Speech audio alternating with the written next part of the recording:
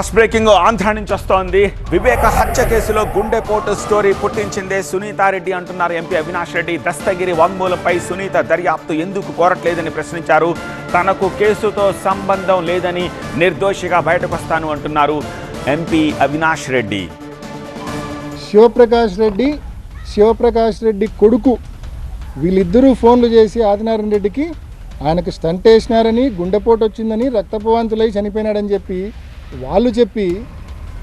వాళ్ళు చెప్పి ఆ నిందను కన్వీనియంట్గా కొంతమంది విట్నెస్లను ట్యూటర్ చేసి ట్రైన్ చేసి సిబిఐ అనే సంస్థ తమ చేతిలో అప్పట్లో ఉండింది కదా అని చెప్పి ఇష్టం వచ్చినట్టు వాంగ్మూలాలు ఇప్పించి అనవసరంగా అన్యాయంగా మా మీద దోసే కార్యక్రమం చేసినారు.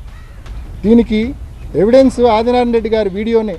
దీనికి ఇంతకంటే పెద్ద ఎవిడెన్స్ మార్చి 16 సుంతక్ ఇచ్చిన వాంగ్మూలం, సిట్టు ముందు ఇచ్చిన వాంగ్మూలం. అది కూడా మీకు షేర్ చేస్తాను. అంటే తానంతకు తానే స్వయంగా ఒప్పుకుంది గుండెపోటు అని చెప్పి ఆమె అనుకుందని, ఆమె అందరికీ చెప్పానని. ఒకవైపు ఆదినారాయణ రెడ్డి చెప్తా ఉన్నాడు, వివేకానంద రెడ్డి గారి బామర్ది శివప్రకాష్ రెడ్డి ఆయన కొడుకు నాకు గుండెపోటు అని చెప్పి క్లియర్గా చెప్పినాడని చెప్పి.